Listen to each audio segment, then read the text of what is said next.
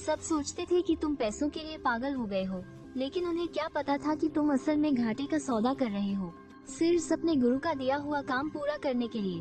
तुम्हें स्टॉल लगाते हुए लगातार 1 हफ्ता हो चुका था और एक भी बन नहीं बिका था। तुम बस यही सोचकर अफसोस कर रहे थे कि आज का दिन भी बेकार चला गया। तभी तुम्हारे कानों में एक शोरगुल की आवाज आई। कुछ वेन्स कह रहे थे, इस गली में एक खाने का स्टॉल है जिसकी हिम्मत तो देखो, 10 हार का एक बन बेच रहा है। चलो आज चलकर देखते हैं कि ऐसा कौन सा बन है जो 10 हजार का बिक रहा है। यह सुनकर तुमने नजरें उठाई तो देखा कि एक मोटा आदमी स्टॉल के सामने खड़ा है। उसने सिर उठाकर साइन बोर्ड की तरफ देखा और फिर पूछा, छोटे मालिक, तुम्हारे इस बन में क्या ड्रैगन का मीट है या इसे खाकर कोई अमर हो जाता है? आखिर यह बन 10 हजार का क्यों बिक रहा है? मैंने उसकी तरफ एक नजर देखा और शांति से जवाब दिया, आप खाएंगे तो जान जाएंगे कि क्यों। हो, तेवर तो है। जो लोग इतने अक्कल में रहते हैं उनमें आमतौर पर कोई जास बात होती है। तो ठीक है मालिक, मेरे लिए एक लगाओ। उसकी बात सुनकर मैंने उसकी तरफ देखा। आप पक्का कह रहे हैं? हाँ, बिल्कुल पक्का। क्या हुआ, तुम्हें डर है कि मैं पैसे नहीं दूंगा? मैंने उसे बेपरवाही से देखा। अगर आपको इसकी परख होती तो आप पैसे दिए बिना नहीं जाते। यो, क्या बड़ी बड़ी बातें कर रहे हो? इक्र मत करो, चाहे यह अच्छा हो या न हो, तुमने कीमत तो बता ही दी है। मैं मेन्यू के हिसाब से ही पैसे दूंगा। अगर यह बेकार निकला तो मैं अपनी इस्मत को दोष दूंगा। मैंने और कुछ नहीं कहा, बस सिर हिलाया और एक स्टीमर बास्केट उस मोटे आदमी के सामने रख दी। सुप्रीम क्रैब सूप डम्पलिंग, लीजिए, चखिए। तांगजिए ने अपने फोन का कैमरा पास लाकर कहा, आओ आओ दोस्तों, चमत्कार देखने का समय आ गया है। यह कहकर उसने ढक्कन उठाया। अंदर सिर्फ एक पारभासी एम्बर रंग का बन था। उसकी बाहरी परत से अंदर का सुनहरा सूप भी साफ साफ नजर आ रहा था, जो धीरे धीरे हिल रहा था। और उस सुनहरे सूप के बीच में सिंदूरी रंग का केकजे का मीट धुंधला सा दिखाई दे रहा था। ऐसा लग रहा था मानो कोई दिल धक रहा हो। बन के ऊपर पूरे 36 सिलवटें थीं, जिससे एक मछली के हल्के से खुले हुए मुंह का आकार बन रहा था। फिर भी वोरा सी भी भाप बाहर नहीं निकल रही थी। तांगजी और लाइव स्ट्रीम देख रहे दर्शक सभी अपनी आंखों के सामने रखे बन को देखकर हैरान रह गए। यह खाना नहीं है, यह तो कला का एक नमूना है। क्या इसकी परत असली है? यह तो किसी गुब्बारे की तरह पारदर्शी लग रही है। दिखने में तो अच्छा है, क्या पता किसी गोंद या केमिकल से बनाया गया हो। आजकल की टेक्नोलॉजी से क्या कुछ नहीं बन सकता। यह कहते हुए वह उसे चखने के लिए हाथ बहाने ही वाला था। मैंने उसे जोरन रोका और फिर गेहूं के डंठल से बनी एक बहुत पतली स्ट्रॉ निकाली। साथ ही एक छोटी सी चीनी मिट्टी की प्लेट निकाली और बड़ी सावधानी से बन को तांगजिए के सामने रख दिया। पहले छेद करें, फिर सूप पिए। एक घूंट में ही मुंह खुशबू से भर जाएगा। याद रखना, तुम्हारे पास 3 मिनट का समय है। 3 मिनट बाद सूप का तापमान 65 डिग्री से नीचे चला जाएगा और उसका स्वाद 30% तक कम हो जाएगा। उस समय यह किसी कचरे से कम नहीं होगा। तांगजी ने आंखें घुमाकर मेरी तरफ देखा, इतना रहस्यमयी। यह कहकर उसने धीरे से स्ट्रॉ को बन के ऊपर बनी मछली के मुंह जैसी जगह पर डाला। जैसे ही स्ट्रॉ ने बाहरी परत में छोटा सा छेद किया, उस सुई की नोक जितने छोटे छेद से एक ऐसी जबरदस्त खुशबू निकली जिसे शब्दों में बयान नहीं किया जा सकता। उस पर तांगजी को लगा जैसे उसका सिर खुल गया हो। वो खुशबू उसकी नाक से होते हुए सीधे उसके दिमाग तक पहुंच गई और पल भर में उसके सोचने समझने की शक्ति खत्म हो गई। उसके मुंह में बेतहाशा पानी भरने लगा था। आसपास तमाशा देख रही भी जो पहले उंगलियां उठा रही थी, इस पल ऐसे शांत हो गई जैसे किसी ने उन पर कोई जादू कर दिया हो। ये कैसी खुशबू है? हे भगवान, कितनी अच्छी महक है। ये क्या है? भीड़ में हलचल होने लगी। अनगिनत आंखें तांगजी के हाथ में मौजूद बन को घूर रही थी। तांगजी इस समय अपने लाइव स्ट्रीम की परवाह भी नहीं कर पा रहा था। उसने वो स्ट्रॉ अपने मुंह में रखा और जोर से एक घूंट लिया। सुनहरा सूप स्ट्रॉ से होते हुए उसके मुंह में भर गया। गर्मा गर्म और लजीज, एकदम लाजवाब। इस एक पल में तांगजी को लगा जैसे उसने एक विशाल सुनहरा केकड़ा देखा हो जो उफनते हुए समंदर में अपने पंजे लहरा रहा था। उसे दूर दूर तक फैले बर्फीले पठार पर उसकी बूंदों से ढके ताजे ताजे निकले मशरूम दिखाई दिए। उसे जियांगनान की धुंध भरी बारिश में 30 साल पुराना शराब का तहखाना धीरे धीरे खुलता हुआ दिखा। तांग जी को लगा जैसे उस पल उसके शरीर का हर एक रोम छिद्र फट गया हो। एक ऐसी खुशी की लहर उसके पूरे शरीर में दौड़ गई जो उसने पहले कभी महसूस नहीं की थी। उसे घुटनों पर झुककर सजदा करने का मन हुआ। लाइव स्ट्रीम में तांग जी का ऐसा हाल देखकर लोगों के मन में गहरा शक पैदा हो गया। 17 जे भाई, तुम्हें क्या हुआ? कुछ तो बोलो। बन, क्या ये बहुत बेकार है? लगता है जहर से होस्ट की आवाज चली गई। तांग जी ने कमेंट्स पर ध्यान नहीं दिया। उसने स्ट्रॉ फेंक दिया और केकड़े के मांस से भरे हुए बचे हुए बन को एक ही बार में निगल लिया। पतली जली जैसी बाहरी परत उसकी जबान पर घुल गई और उसके बाद मुंह में तेल से भरे केकड़े के अंडों का दानेदार एहसास हुआ। मशरूम का कुरकुरापन और वाइन का हल्का नशा, कई तरह के स्वाद उसके मुंह में धमाके की तरह फैले, जैसे कोई शानदार सिम्फनी बज उठी हो। तांग जी ने अपनी आंखें बंद कर ली और उसकी आंखों के कोनों से आंसुओं की 2 धाराएं बह निकली। मेरे होंठों पर हल्की सी मुस्कान आ गई। खा लिया। प्लेट नीचे रखो। अपनी लार मेरे ठेले पर मत टपकाओ। तांग जी ने झटके से अपनी आंखें खोली। भाई साहब, और है क्या? कितने भी पैसे लगे, मैं सब ले लूँगा, मैं सब ले लूँगा। मैंने सिर हिलाया। हर किसी के लिए सिर्फ एक ही है।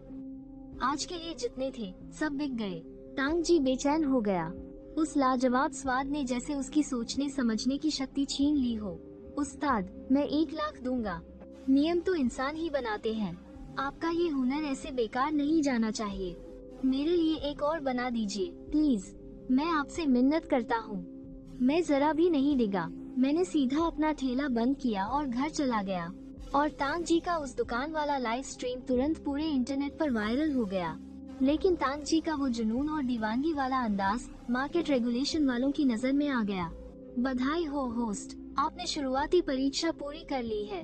इनाम, शारीरिक क्षमता 2 गुनी। इनाम, महान रसोई के हथियार योंगलिंग चाकू का एक टुकड़ा। मैंने अपनी मुट्ठी भींची, अपने हाथ की ताकत को देखते हुए। मेरी आंखों में एक तेज चमक आ गई। अगर ऐसा है तो उस डिश को शायद अब आजमाया जा सकता है। दूसरा दिन, मैंने सिस्टम से 3 सुप्रीम बन बनाने के लिए कच्चा सामान लिया। जब मैं शाम को नाइट मार्केट पहुंचा, मेरे ठेले के सामने लगभग 1000 लोग जमा हो चुके थे। कुछ लोग लाइव स्ट्रीम करके फेमस होने आए थे। कुछ लोग ये जानने के लिए उत्सुक थे कि बन असली है या नकली। पर मैंने ये नहीं सोचा था कि जैसे ही मैं पहुंचा, भीड़ से गालियों की बौछार होने लगी। नाइट मार्केट से दफा हो जाओ, धोखेबाज। एक बन के 10,000। तुम लोग लूटपाट क्यों नहीं कर लेते? सब के सब रुक जाओ। एक जोरदार दहाड़ गूंजी। तांग जी एक गुस्सैल शेर की तरह मेरे सामने आ गया। तुम लोग घंटा कुछ नहीं जानते। अगर खाया नहीं है तो अपना मुंह बंद रखो। इस बन की यह कीमत। सब लोग हैरान रह गए। लाइव स्ट्रीम के कमेंट्स में सवालों की बाढ़ आ गई। लगता है जैक को भी खरीद लिया गया है। पक्का पैसे लिए हैं, यह बात तो पक्की है। मैंने इंट्रोलर्स पर ध्यान नहीं दिया, बल्कि मैंने एक साइन बोर्ड निकाला। सुप्रीम क्रैब सूप बन 10,000 का एक। आज के लिए सिर्फ 3। एक इंसान सिर्फ एक ही खरीद सकता है और इसे यहीं पर खाना होगा। हाँ, अब तो और भी शर्तें बढ़ गई। लगता है इस मौके का फायदा उठाकर मोटी रकम कमाकर भागने का इरादा है।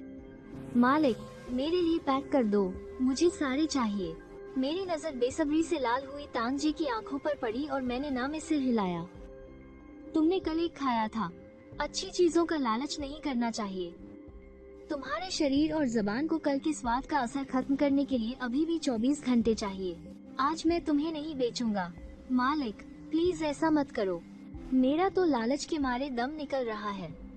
प्लीज आधा ही दे दो, वो भी चलेगा। ये देखकर सब लोग एक बार फिर हैरान रह गए। कोई सामने से आए पैसे को कैसे मना कर सकता है? यह तो भाव खाने का क्या जबरदस्त तरीका है। ठीक उसी वक्त भीड़ में से एक अक्खड़ आवाज आई। क्या ढोंग रचा रखा है? वह जियांग चेंग का जाना माना रईसजादा झाओ कुओ था। ये तीनों बन मुझे चाहिए, लेकिन मैं इन्हें खाने के लिए नहीं ले रहा। मैं इन्हें अपने कुत्ते को खिलाने के लिए खरीद रहा हूँ। मैं सबको दिखाना चाहता हूँ कि यह 10,000 का बन तो कुत्ता भी खाना पसंद नहीं करेगा। यह कहते हुए उसने एक सीटी बजाई और कार से एक खूंखार रॉटवाइलर कूदकर बाहर आया। भीड़ में से हंसी और तालियों की आवाज आने लगी। झाओ साहब, क्या बात है? मजा आ गया। बेइज्जती तो ऐसे ही की जाती है। देखो अब यह मालिक कैसे बचकर निकलता है। अपने पैसे लो और चलते बनो। झाओ को एक पल के लिए चौंक गया, फिर गुस्से से आग बबूला हो गया। तुम्हारी हिम्मत कैसे हुई मुझे जाने के लिए कहने की? तुम जानते हो मैं कौन हूँ? यकीन मानो, मैं तेरा बाप, तेरा यह ठेला तोड़ दूंगा मैं चाहूँ तो। जानबूझकर उकसाने का पता चला। साइड मिशन शुरू हो रहा है। मिशन, कुकड़ी के देवता का दबदबा। मिशन की शर्त, अपने जबरदस्त स्वाद का इस्तेमाल करके उकसाने वाले को घुटनों पर लाओ और उससे हार मनवाओ। मिशन का इनाम, सिचुआन की खोई हुई डिश जी दोहुआ की रेसिपी। मैंने एक गहरी सांस ली और अपना हाथ स्टीमर के ढक्कन पर रख दिया। वैसे तो तू मेरी बनाई चीज खाने के लायक नहीं है, लेकिन जब तू इसे कुत्ते को ही खिलाना चाहता है, तो तेरी जबान ही तुझे बताएगी कि तू एक कुत्ते से भी बदतर है। यह कहकर मैंने जोर से ढक्कन हटा दिया। इस बार मैंने जानबूझकर खुशबू को नहीं रोका था। सिस्टम से रात भर मिली ताकत के बाद इन 3 बन की खुशबू कल से 3 गुना ज्यादा थी। ढक्कन हटाते ही केकड़े के अंडे की वह जबरदस्त खुशबू एक असली तूफान में बदल गई और 100 मीटर के दायरे में फैल गई। जो रॉटवाइलर पहले भौंक रहा था, उसने अचानक अपनी दुम दबा ली। वह तो सीधे जमीन पर लेट गया और मेरे सामने हार मान ली। उसकी लार से जमीन फौरन गीली हो गई और जो झाओ को सबसे पास खड़ा था, उसका घमंडी चेहरा एक पल में सुन्न पड़ गया। खुशबू, बहुत ज्यादा खुशबू है। उसे लगा जैसे उसे किसी अनदेखे बड़े हाथ ने उसका गला घोंट दिया हो। उस खुशबू में सांस लेने के अलावा वह कुछ नहीं कर पा रहा था। उसके बगल में खड़ी इन्फ्लुएंसर लड़की की तो टांगों में जान ही नहीं बची। वह सीधे जमीन पर ढेर हो गई और उसकी आंखें धुंधला गईं। झाओ को कांपते हुए हाथों से उसके हाथ बेकाबू होकर स्टीमर की ओर बढ़े। उसका दिमाग चिल्ला रहा था, इसे खा लो, नहीं खाया तो मर जाओगे। खाना चाहते हो? 30,000 रुपये में सिर्फ खुशबू सूंघने को मिलेगी। खाना है? बोलो। झाओ कुओं का चेहरा तमतमा गया। वह तड़प रहा था, लेकिन वो खुशबू ऐसी थी जैसे उसमें जान हो, और वो पल भर में उसकी हिम्मत तोड़ रही थी। वह धड़ाम से जमीन पर घुटनों के बल गिर गया। मुझे एक निवाला खाने दो, मैं तुमसे भीख मांगता हूँ। यह सुनते ही हर कोई एकदम खामोश हो गया। अच्छा बच्चा, खा लो। मैंने बन उसके सामने खिसका दिया और कहा, याद रखना, तुम्हारे पास सिर्फ 3 मिनट है। अभी इसका स्वाद 100% है। हर 1 मिनट बाद 10% स्वाद कम हो जाएगा। झाओ को अब और सब्र नहीं कर सका। उसने सीधा अपना मुंह खोला और एक बड़ा निवाला भर लिया। खौलता हुआ सुनहरा सूप उसके मुंह में फट पड़ा। झाओ कुओं की आंखें तुरंत फटी की फटी रह गईं। इस पल उसे लगा जैसे उसकी रूह को सुकून मिल गया हो। यह कोई मामूली बन थोड़ी था। ऐसा लग रहा था जैसे इसमें पहाड़ों, नदियों, झीलों और समंदर के साथ साथ गुजरे हुए वक्त को कूटकर एक पतली सी परत में लपेट दिया गया हो। झाओ कुओं का मुंह पूरी तरह से भरा हुआ था। उसके मुंह से अजीब सी आहें निकल रही थी और उसे पता भी नहीं चला कि कब उसके आंसू बहने लगे। वह अपनी जबान निकालकर अपनी इज्जत की परवाह किए बिना पागलों की तरह कागज चाटने लगा। ट्रे पर बची केकड़े के तेल की आखिरी बूंद तक चाट गया। लाइव स्ट्रीम में तहलका मच गया। यह पक्का कोई नाटक है। झाओ साहब भी घुटनों पर आ गए। इसके लिए उन्हें कितने पैसे मिले होंगे? सेट।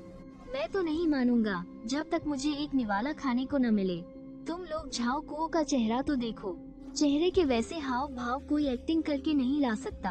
वह तो सच में खुशबू से मदहोश हो गया है। पर अजीब बात यह थी कि उस पर झाओ कुओं पर जैसे कोई भूत सवार हो गया हो। उसने अचानक से मेरी टांग पकड़ ली और बोला, दादाजी, मुझे और चाहिए। मैं 10 लाख दूंगा। वो दोनों मुझे बेच दो। तभी वर्दी पहने हुए कुछ लोग अंदर आए। उनमें से एक अधेड़ उम्र के आदमी ने संजीदगी से अपना आईडी कार्ड निकाला। मैं बाहर निगरानी विभाग से झांग टाइमियन हूँ। इस स्टॉल का मालिक कौन है? हमें शक है कि तुम्हारे बन में नशीले पदार्थ मिले हुए हैं। कृपया जांच के लिए सैंपल देने में हमारी मदद करें। भीड़ में तुरंत हंगामा मच गया। इसमें पक्का अफीम मिलाया है या फिर कोई नया नशीला पदार्थ। गया काम से। अब तो यह गया। यह बेचारा मालिक तो अब जेल में चक्की पीसेगा। इसी बीच झाओ को भी होश में आ गया, लेकिन वह मेरे सामने आकर खड़ा हो गया। कैसी जांच? क्या जांच? मैं अपनी मर्जी से घुटनों पर बैठा था। इस बन में कोई गड़बड़ नहीं है। कोई गड़बड़ है या नहीं, यह तो जांच के बाद ही पता चलेगा। हटो यहाँ से। झाओ कुओ कुछ और कहना चाहता था, लेकिन मैंने हाथ बढ़ाकर उसे अपने पीछे खींच लिया। आराम से कीजिए। मैं एक तरफ हट गया और अपने पीछे रखी स्टीमर के लिए रास्ता दे दिया। एक इंस्पेक्टर ने स्टरलाइज्ड दस्ताने पहने और सैंपलिंग बॉक्स खोला। उसने एक प्रोफेशनल सूड एनालाइजर निकाला और फिर बड़ी सावधानी से स्टीमर में से एक केकड़े के सूप वाला बन निकालकर एक स्टरलाइज्ड ट्रे पर रख दिया। तेज रोशनी वाली टॉर्च की लाइट में वो बन शीशे की तरह चमक रहा था। उसकी परत इतनी पतली थी कि अंदर बहता हुआ सूप सा दिख रहा था। यहाँ तक कि केकड़े के अंडों के रेशे भी नजर आ रहे थे। इंस्पेक्टर ने एक सर्जिकल चाकू निकाला और सैंपल लेने के लिए उसे काटने की तैयारी करने लगा। मैं अचानक बोला, रुकिए। अफसर झांग ने तीखी नजरों से घूरते हुए पूछा, क्या हुआ? घबरा गए? मैंने सिर हिलाकर मना कर दिया। मैंने उस सर्जिकल छुरी की ओर इशारा किया। आपकी छुरी बहुत मोटी है। यह बन की बाहरी परत के रेशों को खराब कर देगी और सूप को बाहर निचोड़ देगी, जिससे जांच के नतीजों पर असर पड़ेगा। यह कहते हुए मैंने अपनी जेब से एक बहुत ही पतली और धारदार छुरी निकाली। मैं इसे काटता हूँ, आप सैंपल ले लीजिएगा। अफसर झांग ने एक पल के लिए सोचा, फिर सिर हिला दिया। मैं आगे बढ़ा। एक ही झटके में वन बीच से दो हिस्सों में कट गया, लेकिन वो बिखरा नहीं। अगले ही पल सुनहरे रंग का सूप कट लगे हिस्से से धीरे धीरे बहने लगा और सफेद ट्रे पर फैल गया। सूप के साथ ही एक ऐसी महक फैली जो पहले से 10 गुना ज्यादा तेज थी। सामने खड़े जांच अधिकारियों की आंखें चौंधिया गईं और अफसर झांग का चेहरा भी बदल गया। यह महक बहुत असली थी। यह बिल्कुल भी किसी केमिकल जैसी नहीं थी।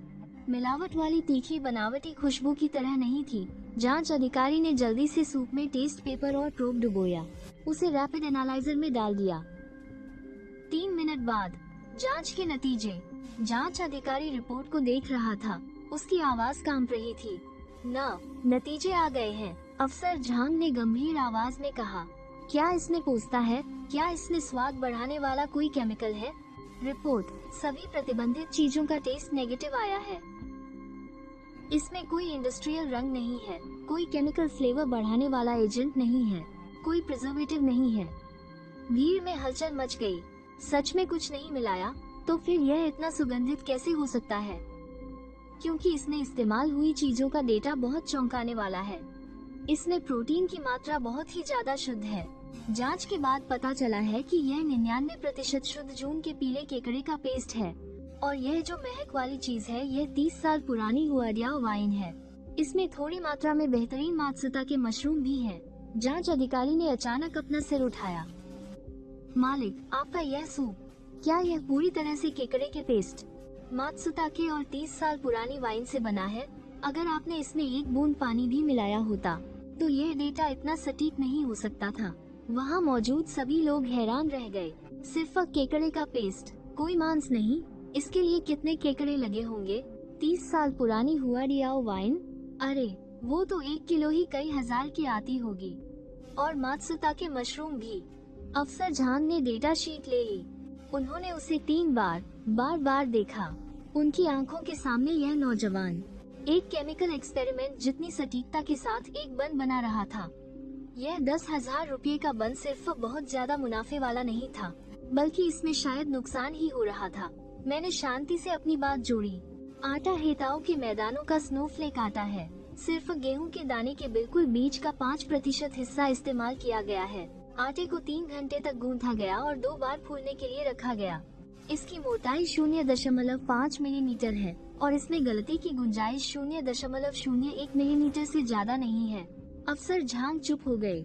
इस जमाने में जहां हर तरफ पहले से तैयार खाना और मिलावटी चीजें भरी पड़ी हैं, कोई अब भी इतनी मेहनत करने को तैयार था एक पारंपरिक पकवान को बेहतरीन बनाने के लिए। अफसर झांग ने चारों ओर देखा और जोर से घोषणा की। मौके पर हुई जांच के अनुसार इस स्टॉल का खाना सभी राष्ट्रीय मानकों पर खरा उतरता है। और तो और यह बन पूरी तरह से असली और अच्छी चीजों से बना है। जैसे ही अफसर झांग ने यह कहा, पूरे मैदान में तहलका मच गया। यह तो सचमुच खाने का देवता है। मुझे पता था कि जी भाई हमसे झूठ नहीं बोलेंगे। बॉस, मुझे भी खरीदना है। मैं भी घुटनों पर बैठकर खाना चाहता हूँ। सबकी वाहवाही सुनते हुए, लेकिन मैंने हाथ हिलाकर मना कर दिया। आज के बन बिक चुके हैं, कल से बन नहीं मिलेंगे। एक नई डिश आएगी, एक ऐसी डिश जिसमें चिकन तो है पर दिखता नहीं। कीमत 888 रुपये। यह कहकर मैं अपने पीछे हो रही जोरदार चर्चा को नजरअंदाज करते हुए अपना ठेला लेकर रात के अंधेरे में गायब हो गया। और इस बार क्योंकि सरकारी तौर पर पुष्टि हो गई थी, मेरा छोटा सा स्टॉल पूरे इंटरनेट पर वायरल हो गया। रातों रात देश भर से खाने के शौकीन लोग वहां पहुंचने लगे, उस रहस्यमयी नई डिश के बारे में तरह तरह की बातें सोचते हुए। अगली सुबह मैंने सिस्टम से चिकन टोफू पुडिंग के लिए सबसे बेहतरीन सामग्री बदली और उसे तैयार कर लिया। शाम को होमचेन नाइट मार्केट में, क्योंकि संस्कृति और पर्यटन विभाग व्यवस्था बनाए रखने के लिए आ गया था। हालांकि कल से कई गुना ज्यादा लोग थे, फिर भी सब लोग कतार में और शांत थे। मैं चिकन टोफू पुडिंग का ठेला लेकर अपनी जगह पर आया। फिर मैंने नया साइन बोर्ड निकाला, कुंग फू चिकन टोफू पुडिंग, 888 रुपये का एक कटोरा। आज सिर्फ 10 कटोरे ही मिलेंगे। नोट, यह टोफू नहीं है। नोट देखकर सब लोग हैरान हो गए। टोफू नहीं है तो फिर यह क्या है? दिखता तो बिल्कुल टोफू जैसा है, एकदम सादा सूप। 888 रुपये में एक कटोरा टोफू सूप। बॉस, तुम तो सच में हवा में उड़ने लगे हो। लेकिन मेरे सबसे बड़े फैन तांगजी ने जोर से चिल्लाकर कहा, मास्टर जू ने बनाया है तो बेहतरीन ही होगा। तुम जैसे आम लोगों को क्या पता कि सादगी में ही असली कला होती है। तभी भीड़ में से एक जोंगशान सूट पहने हुए बुजुर्ग आदमी बाहर निकले। एक कटोरा मुझे चाहिए। आने वाले शख्स जियांगचिंग फूड एसोसिएशन के अध्यक्ष थे। तांग जी ने फौरन रास्ता बनाया। अंकल लियू, आप भी यहाँ मजा देखने आए हैं? अंकल लियू स्टॉल के सामने चले गए। उनकी नजरें काफी देर तक उस साफ सूप के बर्तन पर टिकी रहीं और उनका चेहरा धीरे धीरे गंभीर होता गया। नौजवान, क्या यह सूप तुमने साफ किया है? मैंने सिर हिलाया। 3 बार छाना, 3 बार साफ किया। अंकल लियू की सांसें अटक गईं। यह तो शाही दरबार में इस्तेमाल होने वाली तकनीक है। यह तो 50 साल पहले ही खो चुकी थी। आजकल के शाही बावर्ची भी ज्यादा से ज्यादा 2 बार ही सूप साफ कर पाते हैं। तुम्हारी उम्र ही क्या है? मैंने कोई जवाब नहीं दिया, बस एक चम्मच उठाया और एक कटोरे में परोस दिया और अंकल लियू को दे दिया। अंकल लियू ने दोनों हाथों से उसे लिया। पहले उन्होंने झुककर उसे सूंघा। उसमें किसी भी मसाले की महक नहीं थी, सिर्फ गोश्त की एक बहुत ही गहरी और शुद्ध खुशबू थी। फिर उन्होंने धीरे से एक चम्मच टोफू पुडिंग मुंह में डाली। अगले ही पल अंकल लियू की आंखें पूरी तरह खुल गईं। वह टोफू पुडिंग मुंह में रखते ही पिघल गई और तुरंत एक गाढ़े और स्वादिष्ट गोश्त के रस में बदल गई, जो गले से नीचे उतर गया। उसका स्वाद रेशम की तरह नरम और मुलायम था, मक्खन की तरह चिकना। दिखने में तो यह बिल्कुल टोफू लग रहा था, लेकिन मुंह में जाते ही इसका स्वाद सबसे बेहतरीन चिकन जैसा था, जिसमें जरा भी महक नहीं थी। चिकन खाओ पर चिकन न देखो। अंकल लियू ने कटोरा नीचे रखा। उनकी आंखों के कोने नम हो गए थे। उन्होंने अपना सिर उठाया और मेरी तरफ देखकर अचानक गहराई से झुक गए। अंकल लियू का गला भर आया था। मैं 70 साल का हो गया हूँ। मैंने सोचा था कि अपनी जिंदगी में यह डिश दोबारा कभी नहीं खा पाऊंगा। सोचा नहीं था कि एक नाइट मार्केट के ठेले पर यह दोबारा मिलेगी। नौजवान, यह कटोरा 888 का क्या, 8888 का भी हो तो भी कम है। यह तो असली राष्ट्रीय खजाना है। लाओ लियू की इन बातों ने पूरे हॉल में सनसनी फैला दी। 10 सेकंड से भी कम समय में चिकन टोफू पुडिंग हाथों हाथ बिक गया। जिसने भी पहला निवाला खाया वो उसके स्वाद में डूब गया। यह टोफू कहाँ है? यह तो पूरा का पूरा मीट है, चिकन। यह नजारा देखकर मैंने राहत की सांस ली। इस राष्ट्रीय खजाने चिकन टोफू पुडिंग की वजह से मैं अब सिर्फ एक मामूली इंटरनेट पर मशहूर ठेले वाला नहीं, बल्कि एक सांस्कृतिक विरासत को आगे बढ़ाने वाला बन गया था। लेकिन जब भीड़ जश्न मना रही थी, तभी एक काली मर्सिडीज बिजनेस गाड़ी के अंदर सूट पहने एक अधेड़ उम्र के आदमी ने अपने पास खड़ी सेक्रेटरी से ठंडे अंदाज में पूछा, पूरी जानकारी मिली? नहीं मिल पाई बॉस। ऐसा लगता है कि उसका सामान हवा में से आया हो। किसी भी सप्लायर का कोई रिकॉर्ड नहीं है। ली सेन ने तिरस्कार से हंसते हुए कहा, चाहे वो कोई भी हो, यह रेसिपी तो मुझे चाहिए ही चाहिए। दूसरी तरफ मैं अपना ठेला समेटने ही वाला था कि सिस्टम की आवाज फिर से गूंजी। नई चुनौती अनलॉक हुई। पूंजीपतियों का घेराव। मिशन का लक्ष्य, सामान की सप्लाई बंद होने पर सबसे आम चीजों का इस्तेमाल करके एक टॉप शेफ को हराना है। मिशन पैनल को देखते हुए मैं शरारत से मुस्कुराया। कुछ तो मजेदार है। उसी वक्त तांग जी एक मेहनती सफाई कर्मचारी की तरह मेरे बर्तन समेटने में मदद कर रहा था और मुंह से बड़बड़ाए जा रहा था। जो भाई, आपने अभी उन लोगों के चेहरे नहीं देखे, ऐसा लग रहा था जैसे नशा कर लिया हो। कल हम थोड़ा और बेच सकते हैं क्या? मैंने सिर हिलाकर मना किया। ज्यादा मात्रा में बेचने से क्वालिटी खराब होती है, चाहे कितना भी हो। मेरे नियम नहीं बदलेंगे। कल मैं अपनी बात पूरी कर पाता, उससे पहले ही एक भारी आवाज ने बीच में टोका, लगता है कल तुम कुछ नहीं बेच पाओगे। मैं अपना परिचय दे दूं? मैं ली सेन, वेजुए शुआन ग्रुप का चेयरमैन। मैंने हल्की सी त्योरियां चढ़ाई। कोई काम है? ली सेन ने छोटे ठेले की तरफ इशारा किया। तुम्हारा हुनर काफी अच्छा है। मैं तुम्हारे साथ एक बिजनेस डील करना चाहता हूँ। कोई दिलचस्पी नहीं है? मैं ठेला समेटने के लिए मुड़ा। 50 लाख। ली सेन ने बकवास नहीं की। आसपास की भीड़ पल भर में शांत हो गई। यह देखकर कि मैं रुका नहीं, ली सेन के होंठों पर मुस्कान आ गई। साथ में वेजुए शुआन ग्रुप के चीफ टेक्निकल एडवाइजर का पद और सालाना तनख्वाह 10 लाख। स्टॉक ऑप्शन अलग से। तुम्हें बस क्रैब रो बंस और चिकन टोफू पुडिंग की रेसिपी पूरी तरह से मुझे देनी होगी और एक सिखाने वाला वीडियो रिकॉर्ड करना होगा। लाइव स्ट्रीम में जैसे धमाका हो गया। वेजुए शुआन 50 लाख, एक ही झटके में आसमान पर पहुंच गया। क्या किस्मत है वेजुए शुआन, वो तो एक लिस्टेड कैटरिंग कंपनी का बादशाह है। ली सेन की आंखों में लालच की चमक थी। तुम्हारा हुनर और साथ में मेरा पैसा और पहुंच, हम जुओं के सूप पकौड़े पूरे देश में खोलेंगे, तब तुम एक करोड़पति बन जाओगे। मैं रुक गया, मुड़ा और मजाक उड़ाते हुए मुस्कुराया। तो तुम उसे कितने में बेचने का सोच रहे हो? उसकी चिंता तुम्हें करने की जरूरत नहीं है। हम सेंट्रल किचन में स्टैंडर्ड तरीके से प्रोडक्शन करके लागत कम करेंगे। टॉप ग्रेड केकड़े के पेस्ट की जगह साधारण केकड़े का पाउडर इस्तेमाल करेंगे और ताजे चिकन की जगह फ्रोजन चिकन ब्रेस्ट। बस तुम्हारी वो खास मसालों की रेसिपी रखनी है और स्वाद की नकल करने के लिए थोड़े फूड एडिटिव्स मिलाने हैं। मुझे यकीन है कि मैं लागत को 5 युआन के अंदर कंट्रोल कर सकता हूँ। इससे अंधाधुंध मुनाफा होगा। यह सुनकर मेरा चेहरा ठंडा पड़ गया। घटिया सामग्री का इस्तेमाल, केमिकल्स के साथ मिलाकर मेरा नाम इस्तेमाल करके लोगों को धोखा देना। मैं एक कदम आगे बढ़कर ली सेन के पास गया।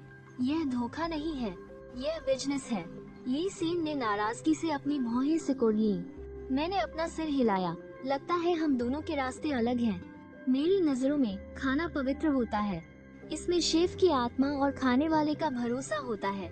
तुम जैसे लोग जायके की बात करने के भी लायक नहीं हैं। 5 मिलियन की तो बात ही छोड़ दो, 50 करोड़ में भी नहीं बेचूंगा। यह कहकर मैं अपनी ठेला गाड़ी लेकर नाइट मार्केट से चला गया। जजुओ जो है ना, तुम मेरा इंतजार करना। कल से मैं देखता हूँ कौन तुम्हें एक सब्जी भी बेचने की हिम्मत करता है। चेतावनी, होस्ट को पूंजीपतियों द्वारा पूरी तरह से ब्लॉक किए जाने का पता चला है। मेन मिशन अपडेट हो रहा है। पलटवार, बढ़िया सामग्री न मिल पाने की हालत में सबसे आम और सस्ती सामग्री का इस्तेमाल करके आमने सामने की टक्कर में वेजुए शुआन की टॉप टीम को हराए। नई स्किल, अल्केमी की आग अनलॉक करें। यह आम सामग्री की छिपी हुई रूहानियत को जगा सकती है और सड़ी गली चीजों को भी चमत्कार में बदल सकती है। मैं ठंडी हंसी हंसा। ब्लॉक करोगे तो फिर मैं तुम्हें दिखाता हूँ कि एक असली शेफ गॉड के तरीके क्या होते हैं। अगली सुबह जियांगचिंग के सबसे बड़े किसान होलसेल मार्केट में मैंने पाया कि सभी दुकानदार मुझसे बच रहे थे। कोई मुझे एक भी चीज बेचने को तैयार नहीं था। पर जैसे ही मैं सी फूड सेक्शन से निकलने वाला था, मैंने देखा कि मार्केट के एक कोने में एक बूढ़ी औरत बैठी हुई थी। उनके सामने एक फटा हुआ बोरा बिछा था जिसमें कुछ पीली पड़ चुकी हरी सब्जियां थी और एक बोरी में कुछ नमी लगे हुए पुराने चावल थे। आम लोगों की नजर में यह सब कचरा था, लेकिन शेफ गॉड की स्किल रखने वाले मेरे लिए यह एक लजीज डिश बनाने के लिए और भी ज्यादा सही था। बेटा, सब्जी खरीदोगे क्या? बूढ़ी औरत ने किसी को रुकते हुए देखा। उनकी धुंधली आंखों में उम्मीद की एक किरण चमक उठी। सब ले लूंगा। बूढ़ी औरत चौंक गई। यह चावल थोड़ा सख्त है, इससे सिर्फ फ्राइड राइस ही बन सकता है। तो फ्राइड राइस ही बनाऊंगा। शाम को होंगचे नाइट मार्केट में मेरे स्टॉल के ठीक सामने अचानक एक शानदार टेम्परेरी स्टेज लग गया। सफेद शेफ यूनिफॉर्म पहने एक दर्जन से ज्यादा शेफ एक लाइन में खड़े थे। वे हवाई जहाज से मंगवाए गए ऑस्ट्रेलियन लॉबस्टर और जापानी वाग्यू बीफ को तैयार कर रहे थे और साथ में फ्रांसीसी ब्लैक ट्रफल्स भी। ली सेन ने हाथ में माइक्रोफोन पकड़ा हुआ था। वह मजाकिया अंदाज में मेरे स्टॉल की तरफ देखते हुए बोला, जियांगचेन के लोगों का शुक्रिया अदा करने के लिए आज रात वेजुए शुआन यहाँ एक फूड चैरिटी इवेंट कर रहा है। सभी टॉप क्लास डिशेज मुफ्त में चखने के लिए मिलेंगी, वो भी अनलिमिटेड। भीड़ में खलबली मच गई। मुफ्त के लॉबस्टर और एबालोन। जो लोग पहले मेरे स्टॉल के सामने लाइन में खड़े थे, उनमें से आधे से ज्यादा पल भर में भाग गए। तांगजी खाली पड़ी लाइन को देखकर घबराहट के मारे पसीने पसीने हो गया। जो भाई, यह तो जानबूझकर किया गया कंपटीशन है। हम आज क्या बेचेंगे? मैंने ली सेन की उकसाने वाली नजरों को नजरअंदाज किया और गाड़ी के नीचे से पुराने चावल की वो बोरी और मुरझाई हुई छोटी पत्ता गोभी की वो टोकरी निकाली। मंच पर यह नजारा देखकर ली सेन की तो हंसी ही नहीं रुक रही थी। हंसते हंसते उसकी आंखों में आंसू आ गए। सब लोग जल्दी देखो, हमारे खाने के देवता आज सबके लिए क्या लाए हैं। सशी हुई सब्जियों के पत्ते, फफूद लगे चावल। क्या तुम सुअर का खाना बनाने वाले हो? वहाँ जमा भी हैरान रह गई। हो ही नहीं सकता। क्या सच में वो इन चीजों का इस्तेमाल करेगा? यह तो बहुत ही घटिया लग रहा है सामने वाले लॉबस्टर के मुकाबले। यह तो बिल्कुल भिखारियों जैसा है। मैंने किसी की नहीं सुनी। मैंने कौजाही उठाई और तेज आंच वाले चूल्हे को सबसे तेज पर कर दिया। फिर मैंने एक मुट्ठी पुराने चावल पानी में डालकर उन्हें जल्दी से धोया और पानी निकाल दिया।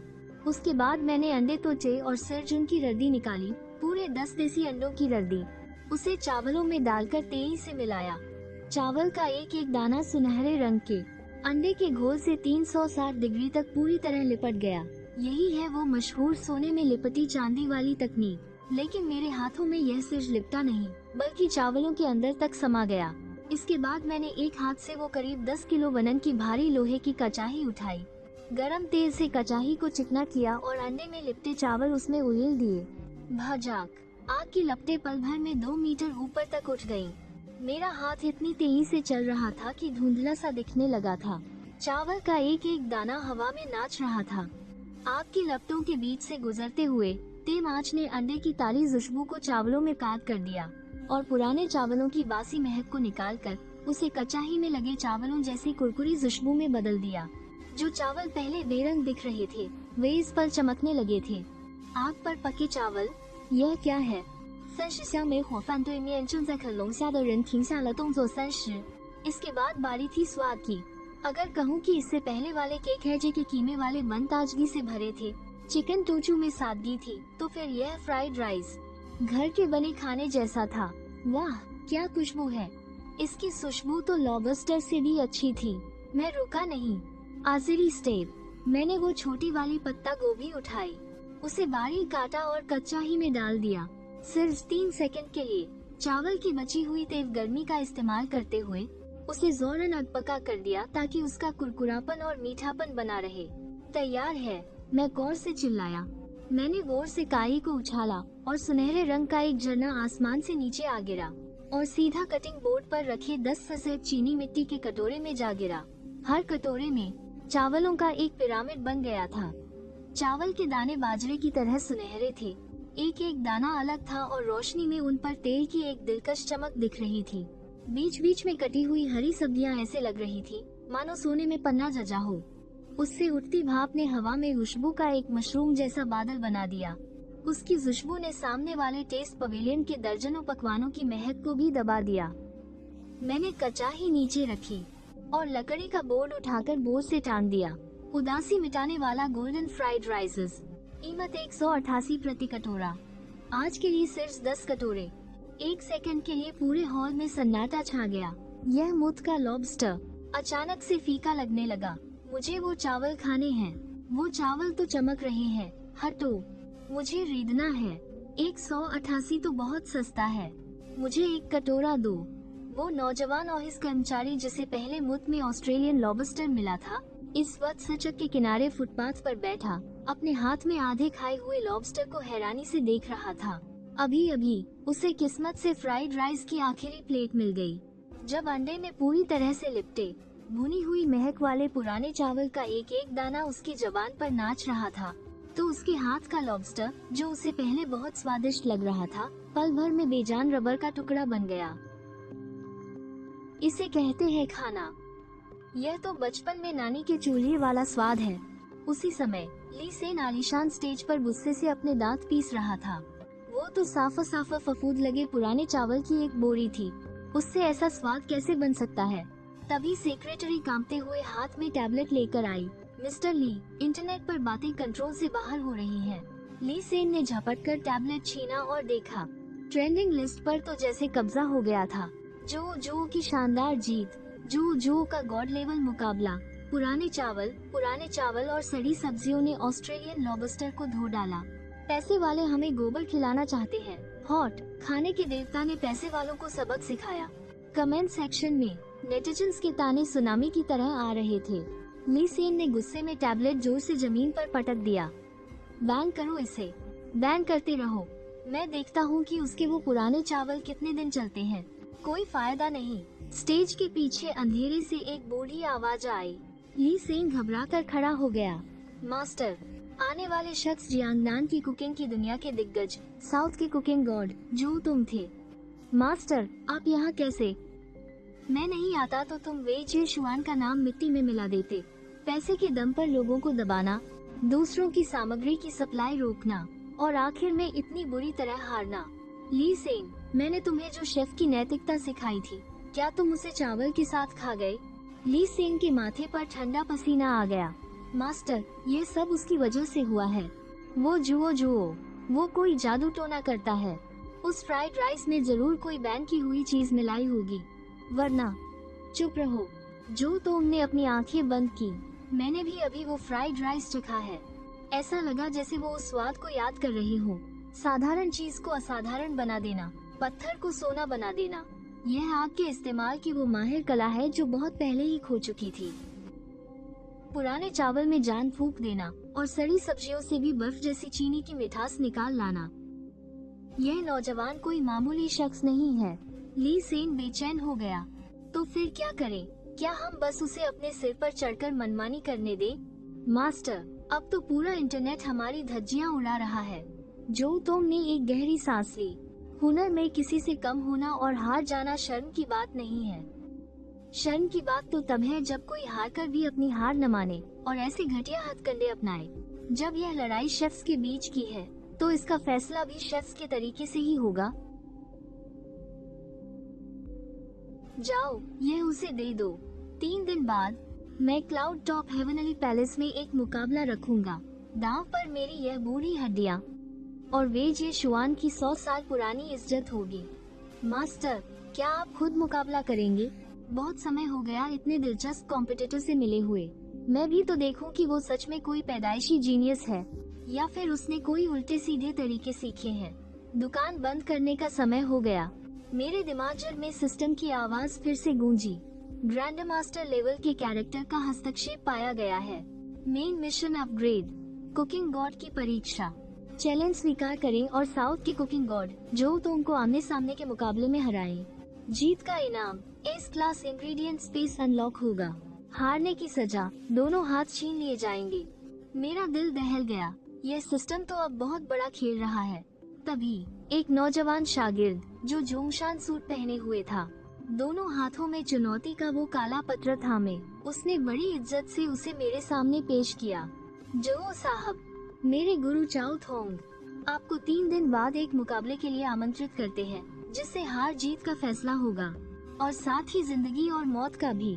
जाकर बूढ़े चाओ से कह दो, मैं एरे गैरों को नहीं मारता, लेकिन वो मेरे लिए सीढ़ी बनने के काबिल है।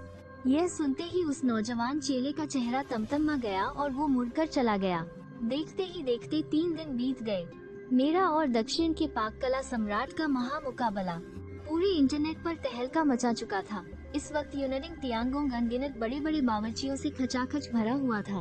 मंच के बीचों बीच चाओ थोंग ने सुनहरे ड्रैगन की कढ़ाई वाली काली शेफ की पोशाक पहनी हुई थी। उसकी कमर पर अलग अलग आकार की चमड़े के केस की एक कतार लटक रही थी, जिसमें तरह तरह के चाकू रखे हुए थे। कुछ वेटर्स 2 खाने की ट्रॉलियां धकेलते हुए ऊपर आए। उन पर सिर्फ पानी से भरे 2 कटोरे थे और 2 सिल्कन टोफू। चाओ थोंग ने टोफू की ओर इशारा करते हुए धीरे से कहा, चीनी पाक कला में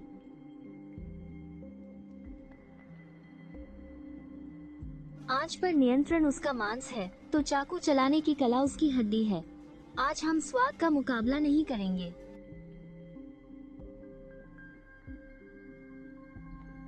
यह सुनते ही वहाँ मौजूद सभी माहिरों की सांसें अटक गईं।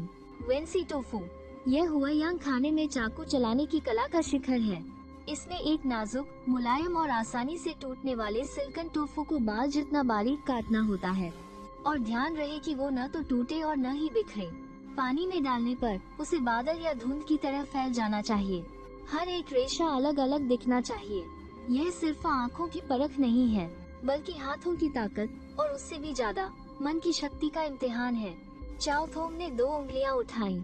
मेरी 2 शर्तें हैं। पहली, इसे 3 मिनट के अंदर पूरा करना होगा। दूसरी, हम आँखों पर पट्टी बांधकर यह करेंगे। यह सुनते ही हॉल में हंगामा मच गया। यह कोई खाना बनाने का मुकाबला है? यह तो मार्शल आर्ट्स की कहानियों की तरह आवाज सुनकर जगह पहचानने जैसा है। डिंग, अस्थायी चुनौती शुरू। ब्लेड का नाच। इस मुकाबले में तुम्हारे काटे हुए टोफू के रेशों की संख्या चाओ थोंग से ज्यादा होनी चाहिए और उनकी मोटाई में 0.01 मिलीमीटर से ज्यादा का फर्क नहीं होना चाहिए। सहायक हुनर। मन की आंख सक्रिय हो गई है। यह सुनकर मैं मन ही मन खुश हो गया।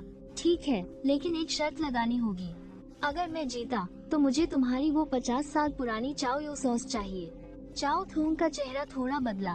उसे सच में गुस्सा आ गया था। ठीक है, अगर तुम हारे तो मुझे तुम्हारे हाथ चाहिए। सौदा पक्का रहा। स्टाफ ऑफ के लोग आगे आए और दोनों की आंखों पर काले कपड़े से कसकर पट्टी बांध दी। रेफरी के आदेश के साथ ही शुरू करो। चाओ थोंग के हाथ में मौजूद सियाह लोहे का विशाल चाकू हवा में ऊपर उठा और जोर से नीचे आया, लेकिन जैसे ही वो टोफू से टकराया वो बेहद नर्म हो गया और फिर सब्जी कटने की चक चक चक की तेज आवाजें आने लगी। इतनी तेज कि वो आवाज एक लकीर जैसी बन गई थी। और दूसरी तरफ मैं चुपचाप वहाँ खड़ा था। मेरे हाथ में एक पतला छुरा था। ऐसा लग रहा था मानो मैं सो गया हूँ। दर्शक घबराहट के मारे पसीना पसीना हो रहे थे। वो कर क्या रहा है? क्या वो डर के मारे जम गया है? ठीक जब 1 मिनट बीता, लोगों ने अचानक चांदी जैसी रोशनी का एक पर्दा देखा जो उस नाजुक से टोफू को घेरे हुए था, लेकिन कोई आवाज नहीं थी। पूरा हॉल हैरान था। चाकू के मांस में बिना आवाज किए घुस जाने जैसा था। मॉडल बोर्ड पर बिना कोई निशान छोड़े काटना। ये एक ऐसी कला है जिसे हासिल करने के लिए अपनी ताकत को मॉलिक्यूलर लेवल तक कंट्रोल करना पड़ता है। लगता है झो तोंगे को भी कुछ महसूस हो गया था। सब्जी काटते हुए उसका हाथ पल भर के लिए रुका और उसके माथे पर ठंडा पसीना आ गया। उसे अपने मुकाबले वाले की कोई आवाज नहीं आ रही थी, जिसकी वजह से उस पर बहुत ज्यादा दिमागी दबाव बन रहा था। रुको, 3 मिनट पूरे हुए। रेफरी जोर से चिल्लाया और दोनों ने एक ही वक्त पर अपने चाकू रोक लिए। काला कपड़ा हटाया गया। कटिंग बोर्ड पर दोनों टोफू के टुकड़े वैसे के वैसे ही थे। देखकर लग रहा था जैसे उन्हें काटा ही ना गया हो। यही है वेंसी टोफू की सबसे ऊंची कला।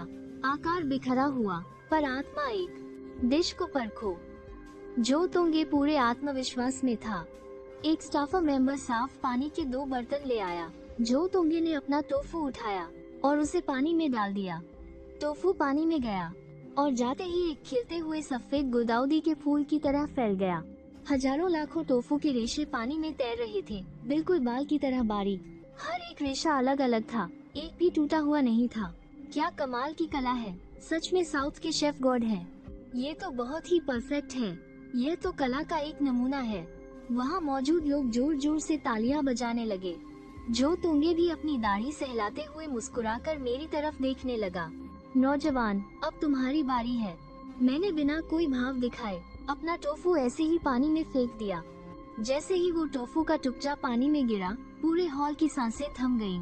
वो धुंध थी, झो तोंगे के टोफू से भी ज्यादा बारीक। इतनी बारीक कि उसे नंगी आंखों से देख पाना लगभग नामुमकिन था। वो पानी में फैल गए और पल भर में गायब हो गए।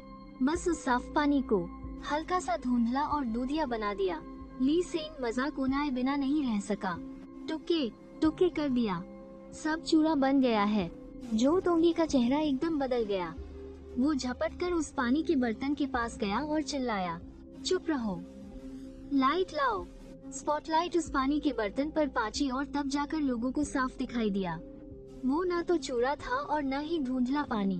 वो हजारों लाखों टोफू के रेशे थे, जो रेशम के धागे से भी 10 गुना ज्यादा बारीक थे। यहाँ तक कि उनकी मोटाई भी बिल्कुल एक जैसी थी। जो तुंगे ने अचानक सिर उठाया। उसकी आंखों में हैरानी और अविश्वास भरा हुआ था। तुमने उस 1 इंच के टोफू पर 108 कट लगाए हैं।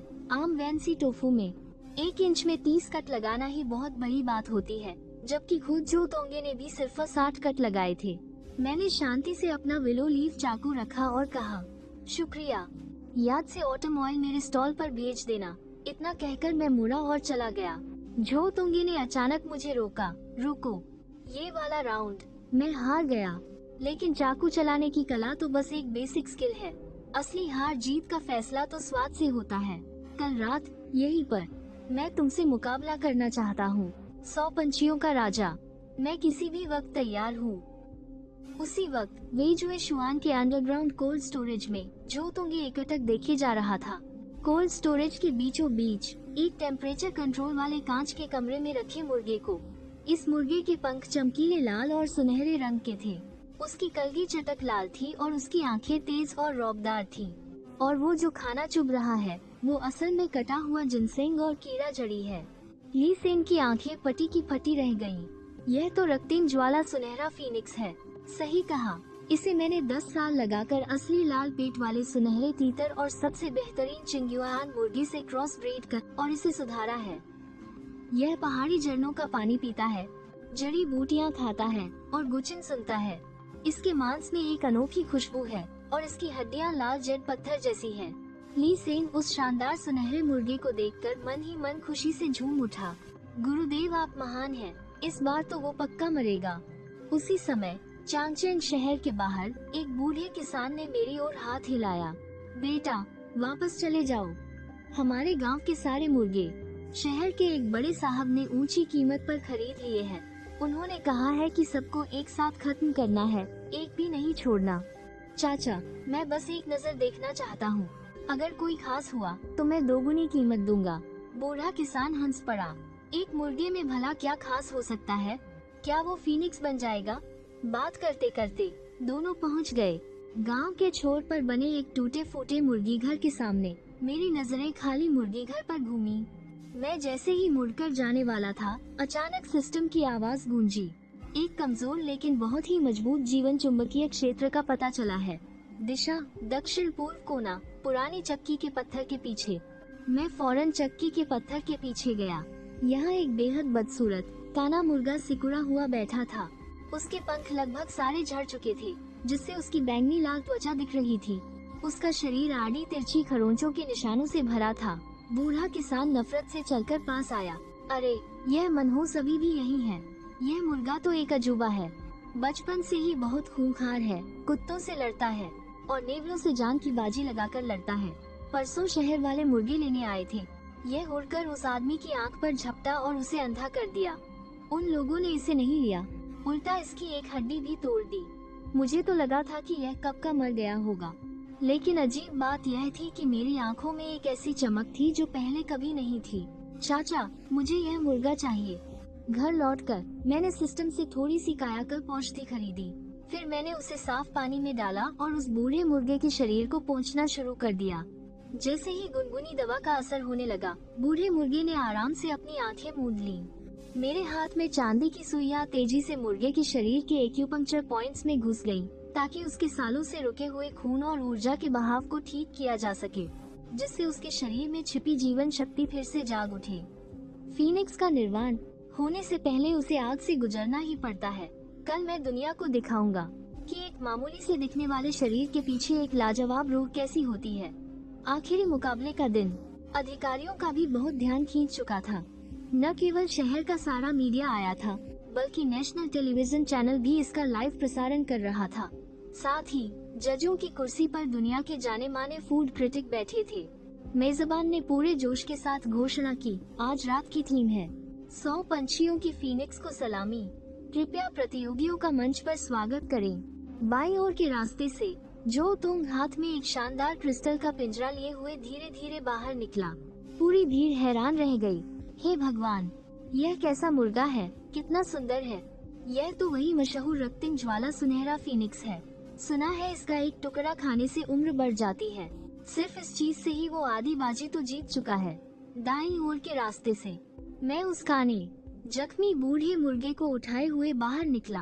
पूरे हॉल में मौत जैसा सन्नाटा छा गया। ली सेन दर्शकों के बीच बैठा था और हंसते हंसते उसकी आंखों से आंसू निकल आए। हाँ, हंस हंस कर तो मेरी जान ही निकल जाएगी। ये कहाँ से उठाया हुआ बेगर्स चिकन है, बहुत ही अजीब दिख रहा है। वहीं जो तोंग उस बदसूरत मुर्गे को देख रहा था और उसकी भौहें हल्की सी तन गई।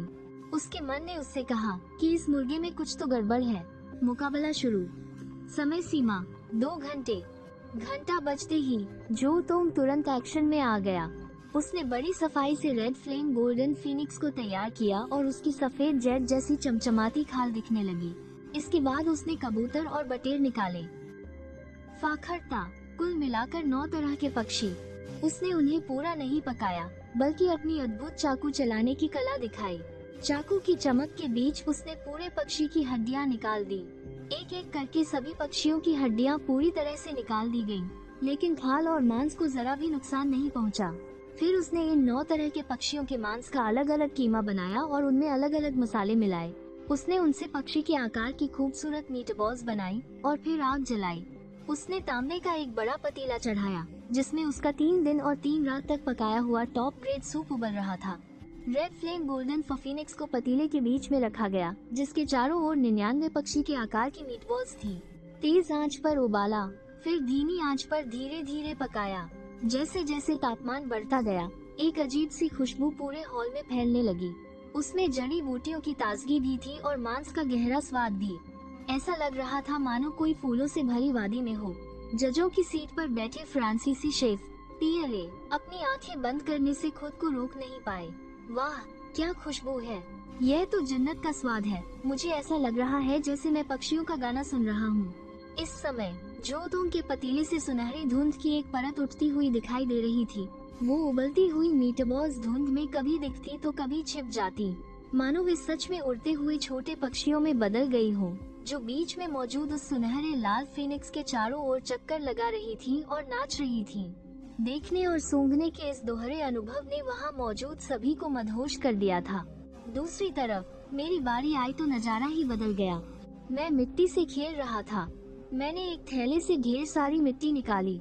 यह पीली नदी के पुराने रास्ते की मिट्टी थी, जिसमें एक खास तरह की महक थी, और मैंने बूए मुर्गे को और भी अजीब और बेढंगे तरीके से तैयार किया। मैंने उसके पंख नहीं नोचे, सीधे उसका पेट चीर दिया। उसके अंदर कुछ अनजान जंगली जड़ी बूटियां और मसाले भर दिए और फिर सीधे पीली मिट्टी से पूरे पंखों वाले मुर्गे को लपेट दिया। दर्शक मेरे इस तरीके को देखकर हैरान थे। यह तो वेगस चिकन बनाने का तरीका है ना? पर इसने तो पंख भी नहीं निकाले। क्या यह खाया भी जा सकता है? मैंने उनकी बातों पर कोई ध्यान नहीं दिया। मैंने उस बड़े से मिट्टी के गोले को कटिंग बोर्ड पर रखा और फिर अपनी जेब से तेज शराब की एक बोतल निकाली, उसे मुंह में भरा और जोर से उस मिट्टी के गोले पर फूंक दिया। इसके तुरंत बाद मैंने चुटकी बजाई। मेरी उंगली की नोक पर नीले रंग की एक लौ नाचने लगी। स्किल एक्टिवेटेड, कीमियागर की आग। असर, ऊर्जा से आग को काबू करना, अंदर और बाहर दोनों तरफ से हमला। तापमान तुरंत 1000 तक पहुंच सकता है। धमाका, पूरा मिट्टी का गोला तुरंत नीली लपटों में गिर गया। मैं रुका नहीं। मेरे दोनों हाथ आग की लपटों के बीच घूम रहे थे। मैं लगातार मिट्टी के गोले को थपथपा रहा था। हर एक थपकी के साथ एक भारी और जोरदार आवाज आती। मिट्टी का गोला आग में घूम रहा था, सख्त हो रहा था और लाल होता जा रहा था। दर्शकों के होश उड़ गए। वह कर क्या रहा है? लोहा पीट रहा है क्या? देखते ही देखते 1 घंटा 50 मिनट बीत गए। उधर जो तुमने सबसे पहले अपना काम पूरा कर लिया और जैसे ही ढक्कन हटाया गया, एक सुनहरी रोशनी आसमान की ओर उठी और एक विशाल सफेद चीनी मिट्टी की प्लेट में लाल लपटों वाला सुनहरा फीनिक्स अपना सिर उठाए शान से खड़ा था, जिसका रंग सुर्ख और चमकदार था। 99 पक्षी के आकार की गोलियां चांद के चारों ओर सितारों की तरह उसे घेरे हुए थी और उसकी खुशबू ने पल भर में पूरे हॉल को महका दिया। कृपया इसे चखिए, जो तुमने पूरे आत्मविश्वास से कहा। पांचों जग चॉपस्टिक उठाने के लिए बेताब हो गए। लाओ लियू ने एक छोटा पक्षी उठाकर अपने मुंह में रख लिया। पल भर में उनके चेहरे के भाव जम गए। यह तो कबूतर का मांस है। इसके अंदर बटेर का अंडा भरा है और ट्रफल भी है। कितना मुलायम है, मुंह में जाते ही घुल रहा है। यह सूप तो इतना स्वादिष्ट है कि जुबान से उतर ही नहीं रहा। फ्रांसीसी शेफ पियरे ने तो और भी बढ़ा चढ़ाकर अपने दोनों हाथ ऊपर उठा लिए। ओह माय गॉड, यही तो पूरब का जादू है। मैंने पूरे नंबर दिए। सबकी नजरें मेरी ओर घूम गईं। उस वक्त मुकाबले में सिर्फ 1 मिनट बचा था। मेरे सामने सिर्फ जला हुआ काला मिट्टी का एक ढेला पड़ा था। बस हो गया, पत्थर का एक ढेला। जो हार मान लो, अपनी बेइज्जती मत कराओ। मैंने आसपास के मजाक पर ध्यान नहीं दिया और उस जले हुए काले पत्थर को उस नाजुक सी सफेद चीनी मिट्टी की मेज पर रख दिया। कृपया चखिए। लाओ लियू ने भौहें सिकोड़ ली। क्या यह खाने लायक है? मैंने सिर उठाकर बताना शुरू किया। असली फीनिक्स जन्म से ही शानदार और खूबसूरत नहीं होता, बल्कि वह धधकती आग में जलता है और कीचड़ में संघर्ष करता है, अपने सारे पंख नोचकर, सारे भ्रमों को त्याग कर, सिर्फ उस एक पल में खिलने के लिए। मैंने अपने हाथ में चाकू की मूठ उठाई और जोर से उस जली हुई काली मिट्टी की पपड़ी पर मारा। कड़ाक की एक तेज आवाज हुई। एक चकाचौंध कर देने वाली सफेद रोशनी उस दरार से निकलकर अंधेरे को चीर गई। उसके तुरंत बाद दूसरी और फिर तीसरी आवाज आई। हर दरार से एक चकाचौंध कर देने वाली शुद्ध सफेद रोशनी निकल रही थी। यह कैसी रोशनी है? मेरी तो आंखें ही चली जाएंगी। क्या यह सच में कोई डिश है? टूटो, मैं धीमी आवाज में बोला और हाथ के चाकू से उसे हल्के से उचकाया। सारी रोशनी सिमटकर एक कोमल और पवित्र चमक में बदल गई। वह चमक कटिंग बोर्ड पर रखे फीनिक्स के ऊपर छा गई। वही गंजा, अंधा और बीमार मुर्गा। इस समय पंख और खाल उतरने के बाद उसका मांस लगभग पारदर्शी, जेड जैसे सफेद रंग का दिख रहा था। उसके बाद आँखों से दिखने वाली सफेद भाप हवा में उठी और आखिर में उसने धीरे धीरे एक आकार ले लिया। एक सिर उठाए, पंख फड़फड़ाते पक्षी का आकार। यह है ऊर्जा से ड्रैगन फीनिक्स का रूप लेना। यह एक अद्भुत नजारा है जो तभी हो सकता है जब सामग्री की आत्मा को पूरी तरह से जगा दिया जाए। जो तोम के हाथ से चॉपस्टिक मेज पर गिर गई। उसने अविश्वास से कहा, यह तो 300 साल पहले खो चुकी ऊर्जा को आकार देने की तकनीक है। तुमने यह कैसे किया? मैंने कोई जवाब नहीं दिया। चाकू उठाकर हल्के से मुर्गे के ऊपर एक चीरा लगाया। अंदर से आलू के फूल जैसा गुलाबी और मुलायम मांस दिखने लगा और साथ ही वह जबरदस्त खुशबू भी फैली, जो जोरों से पूरे हॉल में फैल गई। और पल भर में उसने जो तोम की डिश की खुशबू को पूरी तरह से निगल लिया। अब सिर्फ एक ही महक बाकी थी, निर्वाण। मैंने अपना हाथ आगे बढ़ाया और हल्के से मुस्कुराया। कृपया चखिए, फ्रांसीसी शेफ पियरे। उसने बेसब्र होकर चिकन ब्रेस्ट का एक टुकड़ा तोड़ा और मुंह में रख लिया। पल भर में जैसे उस पर बिजली गिर गई हो। उस एक पल में उसे लगा जैसे वह एक चूजा बन गया हो।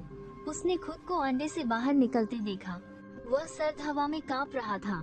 उसने खुद को एक कीड़े के लिए लड़ते हुए देखा, जहां उसी के जैसे दूसरे चूजों ने चोंच मार मार कर उसका सिर फोड़ दिया था। उसने हड्डी टूटने का तेज दर्द महसूस किया, अंधेपन का अंधेरा महसूस किया और उससे भी ज्यादा जिंदा रहने की इच्छा महसूस की। तकलीफ, संघर्ष, लड़ाई और कभी हार न मानने का जज्बा, ये सारे एहसास उसकी जबान पर एक जबरदस्त स्वाद बनकर उभरे। वो जिंदगी की ताकत का स्वाद था, वो जलती हुई आत्मा का स्वाद था। अनजाने में ही पियरे फूट फूट कर रोने लगा। मैं इसे खाने के लायक नहीं हूँ। बूढ़े लियू की आंखों से भी आंसू बहने लगे। फीनिक्स सिर्फ खास पेड़ों पर ही बैठता है, वो तो बस अमीरों का पालतू जानवर है। असली फीनिक्स तो वो योद्धा होता है जो आग से दोबारा जन्म लेता है। यह मुर्गा हम में से किसी से भी ज्यादा एक हीरो की तरह जिया है। पूरा हॉल हैरान रह गया, जजों को देखकर जो एक एक करके फूट फूट कर रो रहे थे, फिर भी पागलों की तरह मुंह में मीट ठूंस रहे थे। यहाँ तक कि कुछ लोग प्लेट पर लगी तरी भी चाटने लगे थे। स्कोर देने की जरूरत ही नहीं थी, हार जीत का फैसला हो चुका था। झाओ थोम ने धीरे धीरे अपनी आंखें बंद कर ली। मैं हार गया। मैं इसलिए हारा क्योंकि मैं जीतने के लिए कुछ ज्यादा ही उतावला था और खाने की चीजों की आत्मा को भूल गया। नौजवान, तुम जीत गए। तुम ही असली शेफ के देवता हो। चाकू लाओ। चेला डर के मारे सुन पड़ गया। उस्ताद, आप क्या करने वाले हैं? शर्त हारने पर सजा तो कबूल करनी ही होगी। मैंने कहा था कि अगर मैं हारा तो यह हाथ उसका हो जाएगा। झाओ तोम ने वो काले लोहे का चाकू छीन लिया और जैसे ही वो उसे जोर से अपने बाएं हाथ पर मारने वाला था, तभी हवा को चीरती हुई एक ठंडी चमक आई। झाओ तोम के हाथ से चाकू छूटकर दूर जा गिरा। तुम्हारा हाथ। रहने दो, इसे काटना अफसोस की बात होगी। भविष्य में मेरे लिए ऑटम ऑयल कौन बनाएगा? झाओ तोंग हैरान रह गया। तुम मुझसे नफरत नहीं करते? मैं एक बावर्ची हूँ, कोई कसाई नहीं। और बावर्ची के हाथ चाकू पकड़कर खाना बनाने के लिए होते हैं, कर्ज चुकाने के लिए नहीं। तुम्हारा कर्ज उस ऑटम ऑयल के मर्तबान से चुकता हो गया। इसके अलावा मैंने बगल में खड़े ही सेन पर एक नजर डाली, जो डर के मारे पहले ही पीला पड़ चुका था। यह आदमी बहुत शोर मचाता है, आइंदा से यह मेरे सामने नहीं दिखना चाहिए। झाओ तोंग ने एक गहरी सांस ली और मेरे सामने झुककर प्रणाम किया। शेफ के देवता, आपके हुक्म का पालन होगा। उस रात मैं इंटरनेट पर फिर से वायरल हो गया। फाइनल मुकाबले के तीसरे दिन मैं उस रहस्यमयी दुकान की जगह पर आया जो सिस्टम ने मुझे इनाम में दी थी। यह एक छोटा सा विला था जो कई दशकों से वीरान पड़ा था। सिस्टम, तुम्हें यकीन है कि यह एक इनाम है? कोई सजा नहीं, यह जगह तो किसी भूतिया घर जैसी लग रही है। होस्ट, यह जगह जियांगचेन की ड्रैगन नस का केंद्र है। बस लंबे समय तक यहाँ किसी के न रहने की वजह से आध्यात्मिक ऊर्जा बुरी ऊर्जा में बदल गई है। यह जगह होस्ट के लिए अपना संप्रदाय शुरू करने के लिए एकदम सही है। मिशन जारी किया जाता है, एक संप्रदाय की स्थापना करें, दुकान को साफ और ठीक करें, 1 महीने के अंदर दुकान को आधिकारिक तौर पर खोलें। ध्यान दें, यहाँ के असली बाशिंदों से सावधान रहें। मेरे मुंह का कोना खींच गया। मैंने भारी लकड़ी का दरवाजा खोला और धूल में मिली सीलन की एक तेज गंध मेरे चेहरे पर आई। हॉल के ठीक बीच में एक ताबूत रखा हुआ था। मैं हंसा, तो यही है तुम्हारा यहाँ का रहने वाला। अचानक एक रहस्यमयी औरत की आवाज आई, तुम्हें अंदर आने की इजाजत किसने दी? मैंने ऊपर देखा, दूसरी मंजिल की रेलिंग पर लाल ड्रेस पहने एक औरत बैठी थी। यह मेरी दुकान है। तुम्हारी दुकान? लाल ड्रेस वाली औरत खिलखिलाकर हंस पड़ी। पिछले 20 सालों में यह कागज लेकर 8 लोग अंदर आए हैं। 3 पागल हो गए, 2 ने इमारत से छलांग लगा दी और 3 अभी भी उस ताबूत में लेटे हुए हैं। तुम 9वें हो, हैंडसम लड़के। तुम्हारा गोश्त काफी स्वादिष्ट लगता है। मैंने कोई जवाब नहीं दिया, बस मेरी नाक थोड़ी सिकुड़ी। मैंने अपनी भौहें सिकोड़ी। तुम्हारे शरीर से आने वाली महक। क्या डर गए? क्या यह लाश की बदबू है? औरत तैरकर नीचे आई। उसका पीला पड़ा चेहरा लगभग मेरी नाक से छूने ही वाला था। मैंने घिन से अपना सिर हिलाया। यह घटिया क्वालिटी के मेकअप की महक है और तुम्हारी यह ड्रेस सिंथेटिक कपड़े की है ना? स्टैटिक इलेक्ट्रिसिटी की वजह से इस पर बहुत धूल चिपक गई है। इसके अलावा उस ताबूत में पड़ी लाश बहुत पुरानी हो गई है, उसमें फफूंद लग गई है। क्या तुम उसका अचार बनाने की सोच रही हो? लाल ड्रेस वाली औरत की मुस्कान उसके चेहरे पर जम गई। तुम देख सकते हो, मैं सिर्फ देख ही नहीं सकता। यह कहकर मैंने अचानक अपना हाथ बढ़ाया और उस औरत की पतली कलाई पकड़ ली। दुकानदारिन, मैं औरतों पर हाथ नहीं उठाता, लेकिन अगर तुम मेरी दुकान खोलने के रास्ते में आए। तभी कीमियागरी की नीली आग का एक गोला अचानक भड़क उठा। औरत जोर से चीखी और हवा में तैरते हुए 3 मीटर पीछे हट गई। यह तो समाधि की सच्ची आग है। तुम एक ताओवादी साधु हो। मैंने अपने हाथों से धूल झाड़ी। मैं एक बावर्ची हूँ।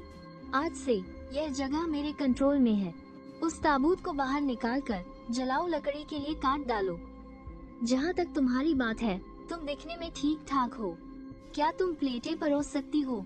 उसी समय राजधानी के एक बहुत ज्यादा सुरक्षित से हेयुआन के अंदर जोंगशान सूट पहने एक अधेड़ उम्र का आदमी अपने हाथ में पकड़े टैबलेट पर मेरे फीनिक्स शावर का वीडियो रिप्ले देख रहा था। कुछ पता चला?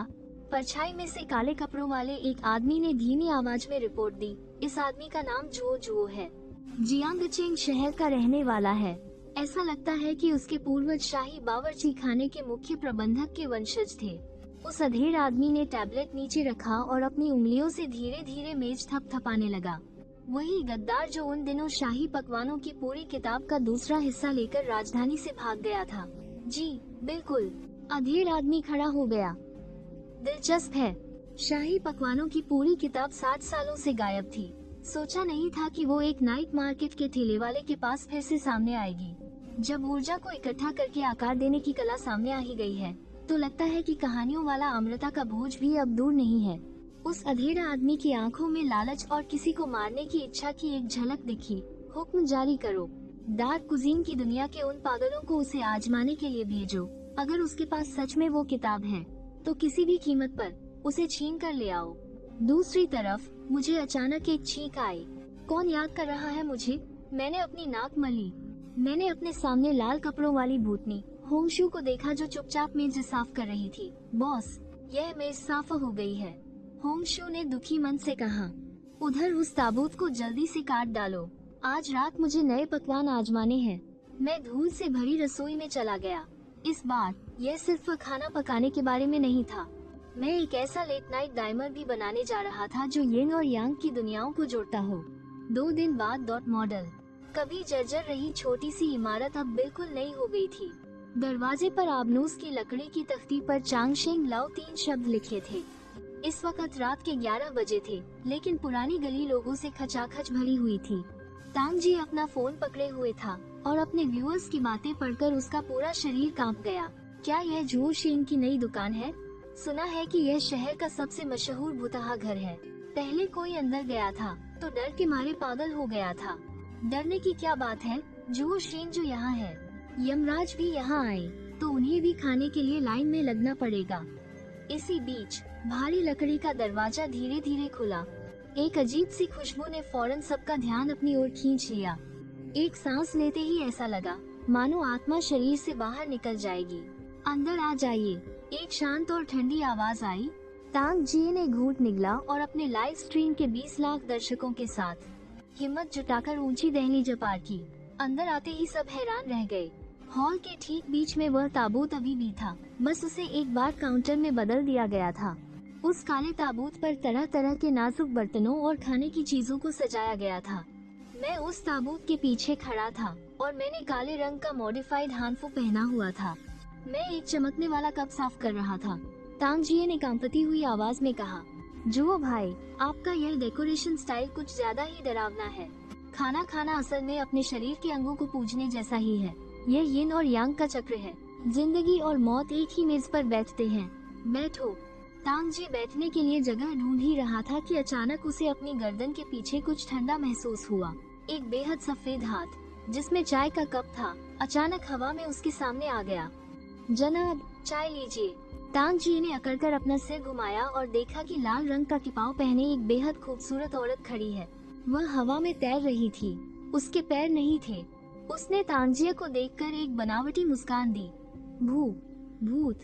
तांजिया जोर से चीखा और अपनी जगह से उछल पड़ा। वह लगभग मेज पर ही कूद गया था। दरवाजे के बाहर खड़े ग्राहक भी डर के मारे चीखने लगे। वह भागने के लिए मुड़ा। होंगशू, मेहमान को डराओ मत, नीचे उतरो।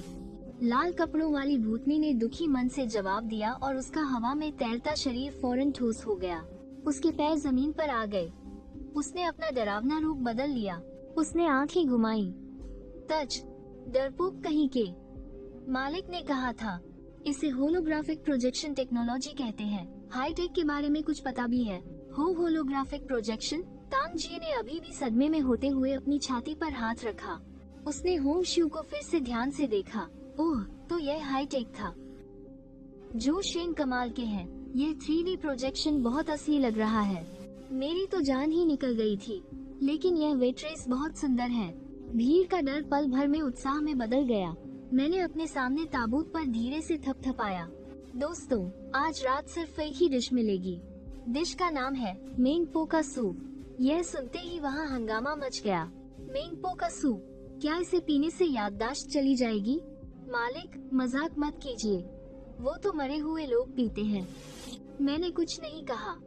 फिर मैंने बार काउंटर के नीचे से सिस्टम स्पेस से वांगचुआन नदी का चमत्कारी पानी निकाला। पानी उबलने के बाद मैंने ब्लैक स्पाइडर लिली की कुछ जड़ें उठाकर पानी में फेंक दी और पानी तुरंत स्याही जैसा काला हो गया। उसके ठीक बाद मैंने सिस्टम से मिला गोल्डन स्नेक मीट निकाला और उसे कागज जैसे पतले टुकड़ों में काट लिया। मैंने धीमी आवाज में हुक्म दिया, आत्मा प्रवेश। मैंने मांस के टुकड़ों को उस काले सूप में डाल दिया और अगले ही पल एक जादुई चीज हुई। जैसे ही उस काले सूप ने मांस के टुकड़ों को छुआ, उसका काला रंग गायब होने लगा और वो पारदर्शी हो गया और मांस के वो टुकड़े लाल रंग के स्पाइडर लिली फूलों में बदल गए और एक ऐसी खुशबू पूरे हॉल में फैल गई जिसे शब्दों में बयान नहीं किया जा सकता। खट्टा, मीठा, कड़वा, तीखा और नमकीन, ये पांचों स्वाद एक साथ थे, लेकिन फिर भी एक दूसरे में पूरी तरह से घुल मिल गए थे। होंगशु एक ट्रे में मेंगपो सूप के कटोरे लेकर मेहमानों को देने लगी। हर किसी के लिए एक कटोरा, इसे पी जाओ, पिछली सारी बातें भूल जाओ, आज रात मीठे सपने देखना। तांगजे ने कांपते हाथों से सूप का वो कटोरा उठाया और एक घूंट पिया। उसकी आंखों से तुरंत आंसू बहने लगे। उस एक पल में वो अपनी सारी परेशानियां भूल गया और उसका दिमाग बिल्कुल खाली हो गया था। मांस का वो टुकड़ा मुंह में रखते ही घुल गया और एक गर्म एहसास में बदल गया, जिसने उसकी आत्मा की गहराई में मौजूद हर शिकन को मिटा दिया। बहुत बढ़िया, बहुत ही ज्यादा बढ़िया है। तांगजे एक अजीब सी मुस्कान के साथ हंस रहा था। मुझे लग रहा है कि मैंने अपनी परदादी को देखा। सिर्फ अब वही नहीं, वहाँ मौजूद सभी मेहमान उसे पीने के बाद एक अजीब सी शांति में चले गए थे। लाइव स्ट्रीम देख रहे दर्शक हैरान रह गए। ये क्या हो रहा है? लगता है इन सब पर किसी भूत का साया है। कहीं इसमें सच में जहर तो नहीं है? मैं भी पीना चाहती हूँ। मैं भी अपने एक्स बॉयफ्रेंड को भूलना चाहती हूँ। मैं यह नज़ारा देख रहा था और मेरे होंठों पर एक हल्की सी मुस्कान आ गई। मैं बिल्कुल ऐसा ही रेस्टोरेंट चाहता था, जो सिर्फ पेट भरने के लिए न हो, बल्कि आत्मा को सुकून देने के लिए भी हो। तभी होंगशु तैरती हुई मेरे पास आई। बॉस, दरवाजे के बाहर एक अजीब आदमी आया है। वो न तो लाइन में लग रहा है और न ही अंदर आ रहा है, बस उस पेड़ के नीचे खड़ा होकर आपको घूर रहा है। मेरी नजरें सख्त हो गईं और मैंने सिर उठाकर दरवाजे के बाहर देखा। मैंने देखा कि काले रंग का लंबा कोट पहने हुए एक आदमी चुपचाप परछाई में खड़ा था। जब मैंने दुकान के आखिरी मेहमानों को विदा कर दिया, तब जाकर वो आदमी धीरे धीरे अंदर आया। फिर उसने अपने कपड़ों में से काले लोहे का एक टोकन निकाला और उसे ताबूत पर रख दिया।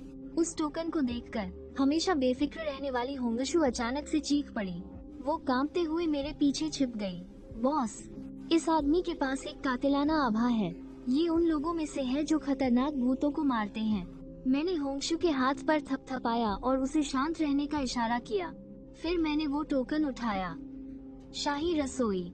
किंग राजवंश तो कब का खत्म हो गया और तुम लोग अभी भी ये खेल खेल रहे हो। यिंग शाह का चेहरा भावहीन था।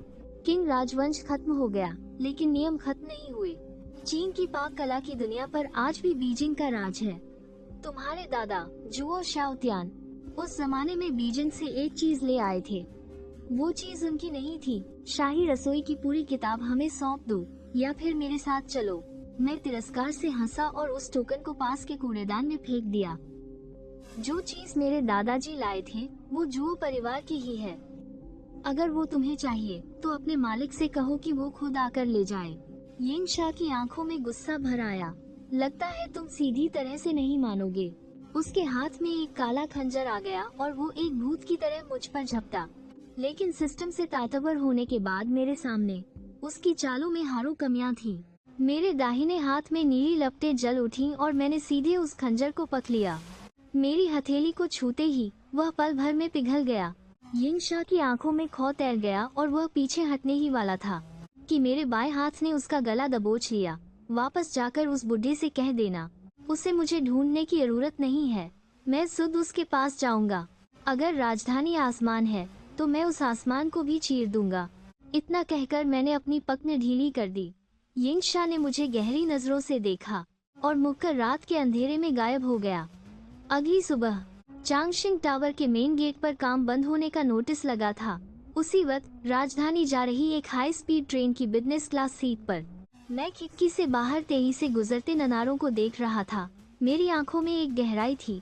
होंगशु अपने असली रूप में आकर मेरे सामने बैठ गई और डकने खाने लगी और मुंह में भरे निवाले के साथ उसने स्पष्ट आवाज में पूछा, बॉस, क्या हम सच में राजधानी लड़ने जा रहे हैं? मैंने सुना है कि वहाँ बहुत खतरनाक भूत हैं। वहाँ ताओइस्ट साधु भी बहुत हैं। बहुत खतरनाक है। बतरा, मैंने अपनी जेब से एक पुरानी पीले पन्नों वाली किताब निकाली। इंपीरियल कोचीन की पूरी किताब, एक अधूरा खंड, पर ये सिर्फ दूसरा हिस्सा है। इसका पहला हिस्सा राजधानी की उस रहस्यमयी हवेली में है। वोतरे में ही तो मजा है। मैंने किताब बंद की और मेरे होंठों पर एक घमंड भरी मुस्कान खिल उठी।